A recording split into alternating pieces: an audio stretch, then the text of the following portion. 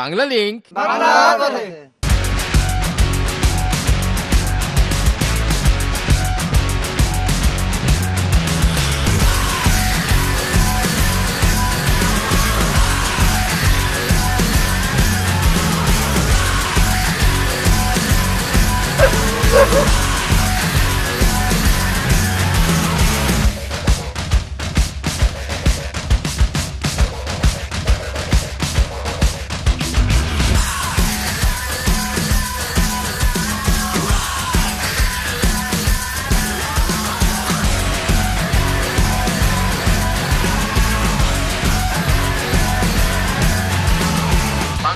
বাংলার পথে।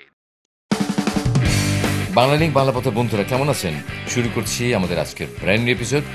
বন্ধুরা, আমরা বাংলাদেশের উত্তরাঞ্চলের শস্য শ্যামল ইতিহাস ঐতিহ্যে ভরপুর জেলা জয়পুরহাটে এসেছি বেশ কয়েক সপ্তাহ। ঘুরে দেখেছি এই জেলার 5টি উপজেলার নানান স্পট। পরিচিত হয়েছি এখানকার ইতিহাস ঐতিহ্য, দেখার মতো জানার মতো অনেক কিছুর সাথে। এই দীর্ঘ পথ চলার আজ শেষ দিন, তার মানে আজ আমাদের জয়পুরহাট অভিযান শেষ হবে। তো রেডি হয়ে নিন। অনুষ্ঠানের প্রথমেই আমরা চলেছি জয়পুরহাট শহর থেকে 14 কিলোমিটার পূর্ব দিকে খেতলাল উপজেলা সদরের টিএনটি অফিস সংলগ্ন এলাকায় একজন বিচিত্র মানুষের খোঁজে। মানুষ হিসেবে আমরা সবাই সবার থেকে আলাদা, তবে খেতলালের এই মনু তালুকদারের জীবনটা কিন্তু একটু অন্যরকম। তিনি একজন পুরুষ হয়েও মহিলার বেশে থাকেন। এলাকার সবাই তাকে এক নামে চেনে। শুধুমাত্র মহিলা বেশে থাকার জন্য নয়, তার কাজই তাকে নিয়ে বসিয়েছে সমাজের উঁচু স্থানে, যদিও তিনি নিভৃতে একাকী জীবন কাটান। আপনার বাবা মা ভাই বোন এদের কথা বলবেন। আমার বাবা, আমি যখন 11 বছর বয়স তখন আমার মা মারা যান, তারপরে বাবা বিয়ে করেন, সৎ মায়ের কিছু কষ্ট খায় আর কি। তারপরে আব্বা মারা যান, যাওয়ার পর আমি ধরেন এককভাবে বসবাস করি আর কি, এককভাবে থাকি। আপনি লেখাপড়া করছেন? আমি জেলা স্কুলে পড়ছি, আমি এসএসসি, হ্যাঁ এসএসসি পাস করছি সেকেন্ড ডিভিশনে করে। আমার আর্ট কলেজে পড়ার খুব ইচ্ছা শখ ছিল, কিন্তু আব্বা করতে দেননি। আপনার ঘর ভরা এত ছবি সব আপনার নিজের হাতে সব। আমি এই খালি না, ওই ফেব্রিক্স করতে পারি, কাটওয়ার্ক করতে পারি, চুমকি বসাতে, আমার হাতের সেলাই দেখলে, আমার শাড়িতে কাজ দেখলে। আপনি যে এই বেশটা নিয়ে থাকেন, হ্যাঁ, এই বেশটা আপনি কোন বছর বয়স থেকে? আমি যখন ক্লাস 7-এ পড়ি তখন আমার শরীরের একটু বিকৃতি আসে, বুঝছেন। তখন হয়তো এতখানি সুযোগ সুবিধা ছিল না। যদি আমি মনে করেন কোনো হসপিটালে বা কোনো ডাক্তারের শরণাপন্ন হলে এটা আমার হয়তো হতো, কিন্তু আমি তা করতাম। কিন্তু ধরেন মেয়েদেরও তো আমারও তাই একই জিনিস, সামান্য একটু ডিস্টার্ব হচ্ছে আর কি, বুঝছেন। আমি খুব লজ্জা করতাম, ছেলেদের খুব ভয় করতাম, আমি ছেলেদের সঙ্গে মিশতাম না। তারপর ছেলেরা আমার গায়ে হাত দিত, বিরক্ত করতো, আমি করতে করতে খুব ডিস্টার্ব। স্যারেক বলতো, মানে আপনি মোটামুটি এসএসসি পাস করছেন, সামাজিক ভাবে অনেক হেনস্থা হয়ে। হ্যাঁ, হেনস্থা হয়। কিন্তু তারপরে একটা কথা আমরা শুনছি, আপনি একটা স্কুল বানাইছেন আপনার জীবনে সব সঞ্চয় বিক্রি করে দিয়ে একটা। হ্যাঁ, স্কুল 8.5 বিঘা জমি দিয়েছি, সেখানে বানাস আছে, বানাইস মমিন বহুমুখী উচ্চ বিদ্যালয় আমার নাম। আপনি যখন আপনার স্কুলে যান তখন ছাত্রছাত্রী কেমন সম্মান করে? ছাত্রছাত্রী বাইরে আসে, স্যারেরা বাইরে আসে আমাকে রিসিভ করে, মানে হাত খালেদা হাসিনাক যেমন রিসিভ করে, আমি নিজে লজ্জা পাই যে আমি এত কি করছি, তার জন্য এত প্রাধান্য সম্মান দেওয়া হচ্ছে। খুব সম্মান করে, খুব সম্মান করে। কিন্তু আবার 33 লক্ষ টাকা আসছে, বিল্ডিং হচ্ছে উপরে, কলেজ হবে আর কি। মানে এবার অনুদান পাইছেন? হ্যাঁ, অনুদান পাইছি আর কি। আমি কিছু দেখি না। আমি যেটা শুনছি যে আপনি আপনার সব সম্পত্তি দিয়ে দিয়েছেন মোটামুটি। আপনি এখন চলেন কিভাবে? খুব অসুবিধা মতো চলতে হয় আর কি, কোনো রকম চলতে হয়। হয়তো ভাই ভাজতে আপনাকে দেখে কে এখন? মনে করেন আপনার অসুখ বিসুখ হলে কে দেয়? হ্যাঁ,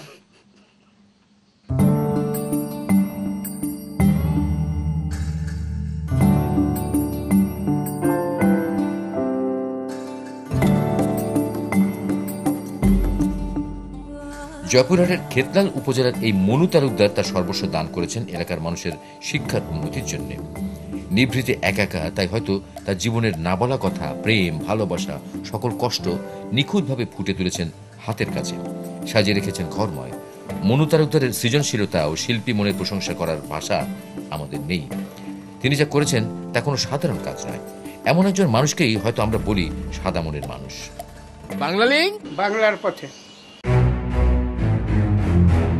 হ্যাঁ বন্ধুরা, এবার চলুন ঘুরে আসি জয়পুরহাট শহর থেকে 15 কিলোমিটার দক্ষিণে আক্কেলপুর উপজেলার ঐতিহ্যবাহী সোনামুখী ইউনিয়নের তুলসী গঙ্গা নদী তীরের হযরত লেঙ্গর পীরের মাজার থেকে।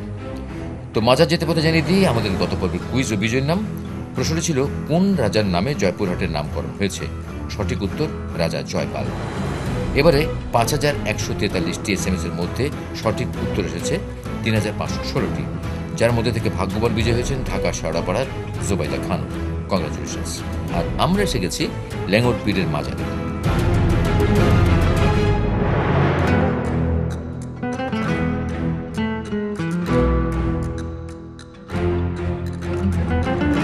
জয়পুরহাটের আক্কেলপুরের এই মাজারটির নাম হচ্ছে ল্যাঙ্গর পীরের মাজার। দেখেন হযরত ল্যাঙ্গর পীর কবে কোথা থেকে এসেছেন তা কেউ বলতে পারে না, তবে প্রায় 100 বছর আগে ফুরফুরা শরীফের পীর এই পথে সফরকালীন সময় লোকান্তরিত এই অলির সাথে রুহানি মোলাকাতের পর এই মাজারটি একজন জবরদস্ত অলির মাজার হিসেবে এলাকায় প্রচার হয়।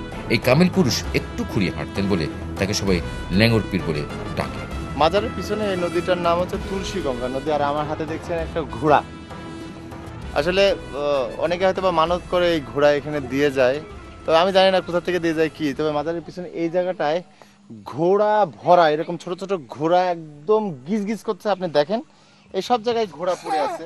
এই দেখেন ঘোড়া, এই দেখেন ঘোড়া, এই দেখেন ঘোড়া, এই যে সব ঘোড়া ঘোড়া ঘোড়া ঘোড়া, এই যে ঘোড়া ঘোড়া ঘোড়া, ছোট বড় নানা রকম ঘোড়া ঘোড়া, সব ঘোড়া ঘোড়া ঘোড়া ঘোড়া ঘোড়া ঘোড়া, সব ঘোড়া ঘোড়া, দেখেন ঘোড়া।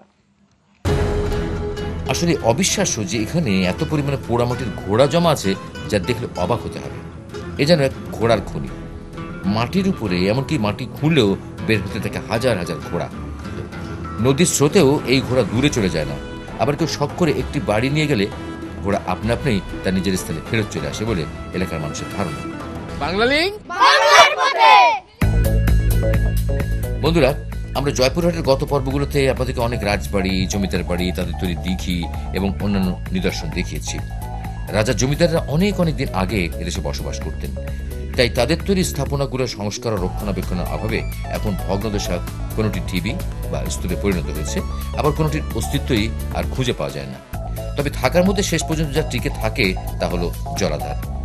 রাজা জমিদারদের তৈরি এমনই একটা জলাধার দেখতে আমরা এসেছি জয়পুরহাট সদর থেকে 19 কিলোমিটার পূর্ব দিকে কালাই উপজেলার নান্দাইল গ্রামের নান্দাইল দিঘিতে।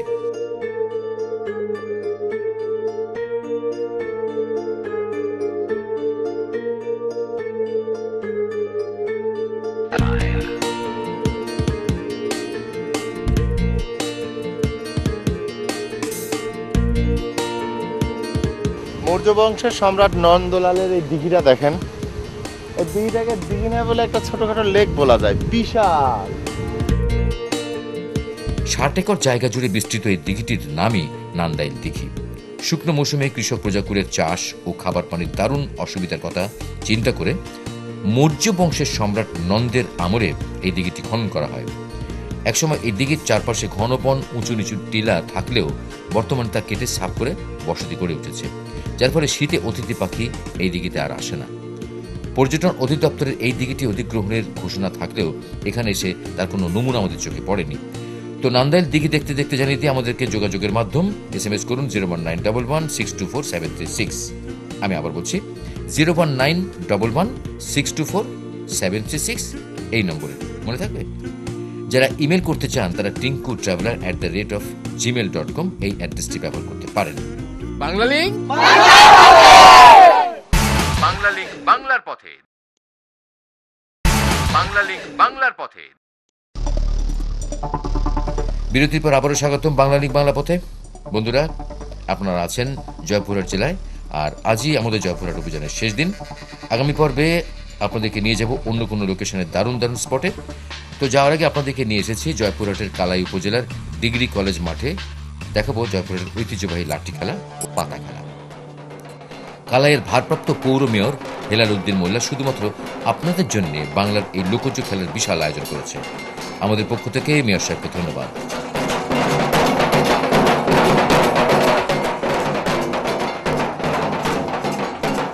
পাতা খেলাটা কি জিনিস? পাতা হলো বিষের জিনিস। বিষ মানে গায়ে বিষ উঠবে, সেই বিষকে বিষ ধরে দেওয়ার জন্য হাত করে চলাবে। পাতাটা কিসের পাতা? মানুষের পাতায়, মানুষের গাও বিষ ওঠে। কি কি করেন খেলাতে? আমার যে বিষ ওঠে, বিষ উঠবে যখন সেখানে আমার ব্যথা করে, সর্বল শরীর ব্যথা করে। আমি কোনো হুঁশ থাকবে না, জ্ঞান থাকবে না। আপনি তখন কোনো জ্ঞান কথা থাকবে না, কিছু বলতে পারি না। বলতে পারবেন না। না, কোনো কথা বলতে পারবে না। যখন যায় এখন বেশি বিষ মারবে, তার সেই দিকে হাত চলে যাবে। মানে যে আপনাকে বেশি বিষ বিষ দেবে মারবে, সেদিকে হাতটা যাবে। সেদিকে হাত চলে যাবে। তারপরে হাত ওই দিকে চলে যাবে, তারপরে আবার ওই বান মারবে যায়, আবার সেদিকে হাত চলে যাবে। আচ্ছা। যখন যাই বিষ বেশি ছাড়বে, তখন সেই দিকে হাত চলে যাবে। আচ্ছা, খুব গায়ে ব্যথা করে? হ্যাঁ, গা ব্যাগ মানে বিষে উঠে মানে একেবারে কোনো জ্ঞান থাকবে না, জ্ঞান থাকে না, কোনো জ্ঞান থাকে না। বলা যাবে না। আমি যদি খেলতে চাই আমি পারবো? না, আপনি তো খেলতে পারবেন না। কেন? আপনার যদি হাত ওঠে তাহলে পারবে। হাত উঠে মানে এই জিনিসটাই তো বুঝলাম না, হাত উঠে কিভাবে? হাত ওঠে মানে কি? ভাবে ঝুঁকবে, বুঝতে পারছেন? হ্যাঁ। এমনিতেই ঝোঁকা এই- লাগবে, এমনিতেই ঝুঁকবে। এমনিতে হ্যাঁ, ঝুঁকবে? বিষ- তাহলে আমাকে সঙ্গে নিলে আমার হাত ঝুঁকবে না? না, আপনি ঝুঁকবে যদি- না, ঝুঁকবে কেন? না। যদি না, উঠে তাহলে ঝুঁকবে। ও যদি হাত ওঠে, আমার হাত কিন্তু ওই বিষে লাগে, ঢোলক বাজলে ঢোলকের সাথে উঠবে, এবং মানুষের বিষ দিলে মানুষের বিষ উঠতে হবে। মানুষ যখন বিষ তুলে দেবে, যখন সব বিষ উঠতে এটাকে হবে। পাতা খেলা বলেন কেন? তাহলে তো এটা বিষ খেলা হয়। হ্যাঁ, একে না, বিষ খেলাই একই- বলে, একই কিন্তু বিষ খেলা মানে পাতা পাতা, মানুষ এরাই পাতা। খেলা থেকে একে পাতাখানা বলে। এটা বিষ খেলায় তবে হ্যাঁ, এটা মন্ত্রদের বিষকে টানে নিয়ে আসা। মন্ত্র দিয়ে তার গায়ের বিষ দিয়ে। বিষকে টানে নিয়ে আপনারা আসা বা কি নামিয়ে মন্ত্র দেওয়া। বলেন আমাদেরকে একটু বলবেন? হ্যাঁ, বলেন, হ্যাঁ, বলেন বলেন হ্যাঁ, বলেন, বলেন, বলেন। বলেন। 3 শব্দ দেখা দিবি, একা করতে কয় ভুজঙ্গ জননী, বালা লক্ষিন্দারকে ধরে খাই যখন লাগেনি সুতার সঞ্চয়, নাক গেল বাসুরেতে যায়, নাক দৃষ্টি করে চাই, বালাবালি শুয়ে আছে দেখিবার পায়, বালা রূপে নিহার কালীন নয়ন জলে হেলিতে দুলিতে নাক গেল পদতলে, এমন সময় বালা গাও মোরা দিল, নাগের মুন্ডুতে লাতি তখনই লাগিল, ভাবেরে কালীন নাক কি করে, তখন দাব ধর্ম রাখে সাকি মারিনি ঠোকর জ্বলিয়া উঠিল, বালা বিষেতে কাতুর বিষের জ্বালাই বালার মুখে ওঠে ফেনে কাছে ছিল বেহুলা কিছু নেই জানে, বালা বলে ওরে বালি ডাকো বাহু বাহু কলিজা বিধিয়া গেল, দারুণ নাগের ঘাও, হার রক মুনি মগজ খসে পড়ে, হেরা হুর কলা গাছকার সাজাইনু ভেলা, ভেলা বয়ে ভেড়ে চলে কালিদয়ের তীরে গিয়া উপনীত হলো, কালিদয়ের কালো জল অঙ্গে ছেড়ে নিল, হার রক মুনি মগজ গলিয়া পড়িল, কান্দারে বেহুলা বালি ধরে পদ্মার পা মুন্ডু আশ্রা পাতাক জমিনে ফেলাও, গত যেমন টানে তুলে সমুদ্রের পানি, সেই মতো টানে তুলে পাতার মুন্ডু খানি, বাপ মায়ের নাম তুলো জয় বিষ হরি, অরূপ বরূপ কালী ধলা কালী, চোখে কানে মাথা দিবি করিল সব। শেষ? শেষ না? আরো আছে, আরো বহু আছে। এনাদের তো হচ্ছে না। এগুলো আপনারা বলতেই থাকবেন। আর বলতেই থাকবে, আরো বহু আছে। এগুলা বলতেই থাকবো, যতক্ষণ পর্যন্ত খেলা থাকবে ততক্ষণ পর্যন্ত মন্ত্র বলতেই থাকবো। জয়পুরহাটের কালার কলেজের মাঠে আসছি আমরা। এখানে পাতা খেলা, লাঠি খেলা এই সমস্ত হচ্ছে। লাঠি খেলাটা বুঝি, তবে পাতা খেলাটা বুঝি না। এখন আমরা দেখবো পাতা খেলা, আপনারাও দেখবেন পাতা খেলা।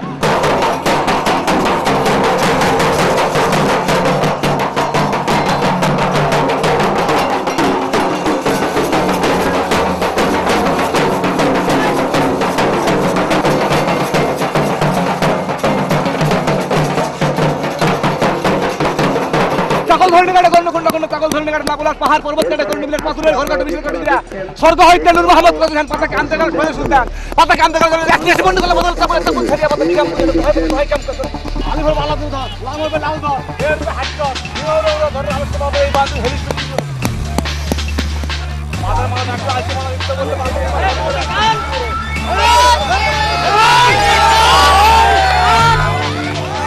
আসলে খেলা না বুঝলে তার দেখে মজা পাওয়া যায় না। তাই আসুন পাতা খেলা কিভাবে হয় তা বুঝে নিই। খেয়াল করুন, 2 দল মানুষ এই খেলা করছে। এক দলের হাত ঘুরছে আর একদল বিভিন্ন মন্ত্র পড়ে মাটি চাপড়াচ্ছে আর কুদিচ্ছে। যারা মন্ত্র পড়ছে তারা তান্ত্রিক গোছের মানুষ। বান মারার কথা আপনারা হয়তো অনেকে শুনেছেন। এই খেলায় সেই জিনিসটাই করা হয়। যাদের হাত ঘুরছে তারা তুলারাশির জাতক। তাদের উপর এই বান বা বিষ মন্ত্রের মাধ্যমে প্রয়োগ করা হয়। যে তান্ত্রিক যতজন খেলোয়াড়কে মন্ত্র দিয়ে বান মেরে কাছে টানতে পারবে সেই বিজয় ঘোষিত হবে। এই হলো পাতা খেলা। এই খেলা খেলতে হলে আপনাকে তন্ত্র মন্ত্র জানতে হবে। দেখুন জয়পুরহাটের ঐতিহ্যবাহী লোকজ খেলা পাতা খেলা। তো পাতা খেলা দেখতে দেখতে জানিয়ে দিই আমাদের আজকের কুইজ। প্রশ্নটি হলো, জয়পুরহাট বাংলাদেশের কোন অঞ্চলে অবস্থিত? সম্ভাব্য উত্তরগুলো হচ্ছে এ দক্ষিণাঞ্চল, বি উত্তরাঞ্চল, সি পশ্চিমাঞ্চল। তো সিম্পল প্রশ্নটি জানিয়ে দিয়ে আরেকবার বলতে হবে, জয়পুরহাট বাংলাদেশের কোন অঞ্চলে অবস্থিত?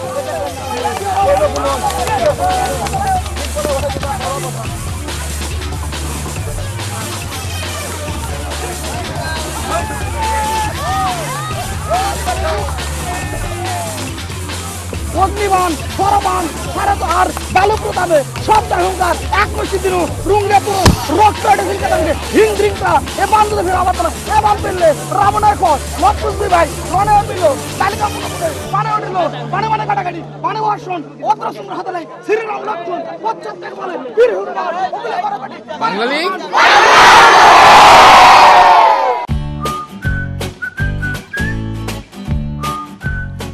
তো বন্ধুরা, বাংলা পথে জয়পুরহাট অভিযানের শেষ পর্যায়ে চলে এসেছি আমরা।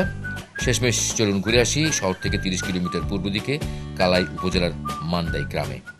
এই স্থানে অতীতে ছিল কুড়ো বন। সেই বনে সন্ধ্যাপতিকে বনবাস দেওয়া হয়েছিল। সন্ধ্যাপতির গর্ভে জন্ম হয়েছিল সত্যপীরের। সে এক কাহিনী। বাংলার ইতিহাসের এই কাল্পনিক কাহিনীর ঘটনাটি ঘটেছিল এই মান্দাই গ্রামে। তবে এখন সেই কুড়ো বনও নেই, হারাবতী নদীও নেই, আছে শুধু লোকমুখে সত্যপীরের কাহিনী। আজ আর সন্ধ্যাপতি ও সত্যপীরের কাহিনী শুনবো না, শুনবো জয়পুরহাট জেলা পরিচিতিমূলক একটি গান।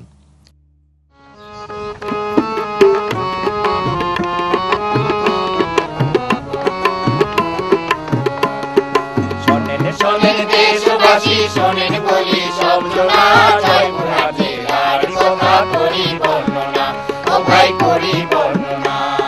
শোনেন দেশবাসী, শোনেন বলি সব জনা, জয়পুরহাট জেলার কথা করি বর্ণনা, ও ভাই করি বর্ণনা। এই জেলাতে 5টি থানা, দেশবাসীর আছে জানা, দেশবাসীর আছে জানা।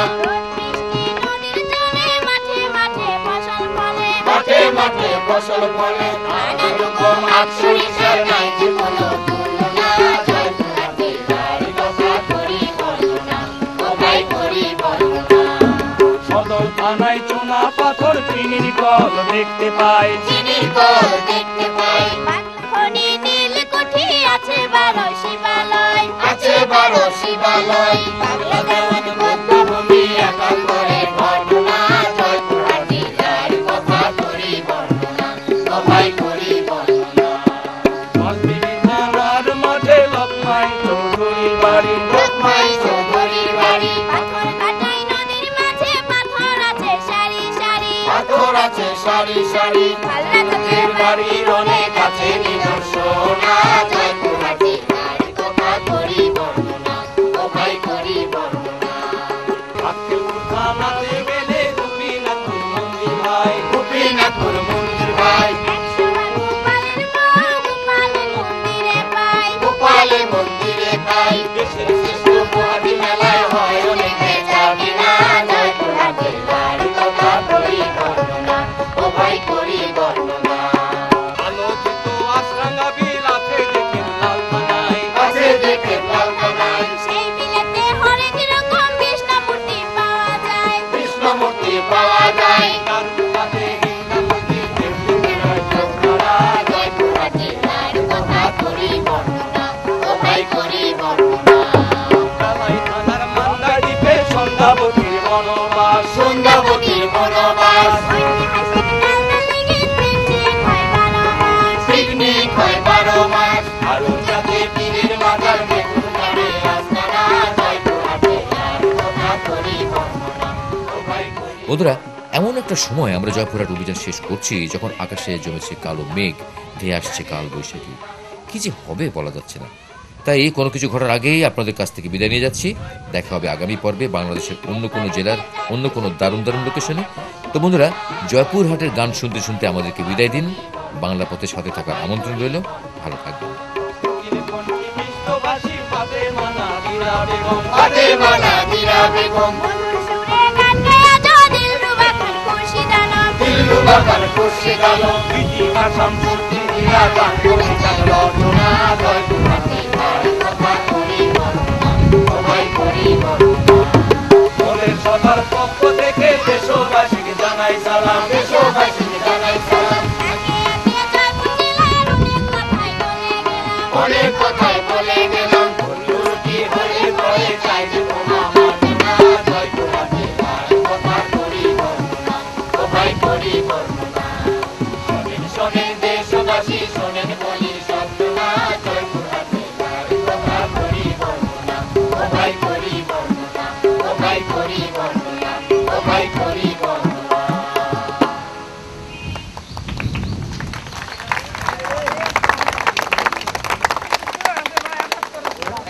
ঝড় আসছে, ঝড়, চারিদিকে ঝড় আসছে। জয়পুরহাটের গান শুনে মনে হয় আর এখানে দাঁড়ানো যাবে না। তো থ্যাংক ইউ, এখনকার মতো গুড বাই। বাংলা লিঙ্ক বাংলার পথে।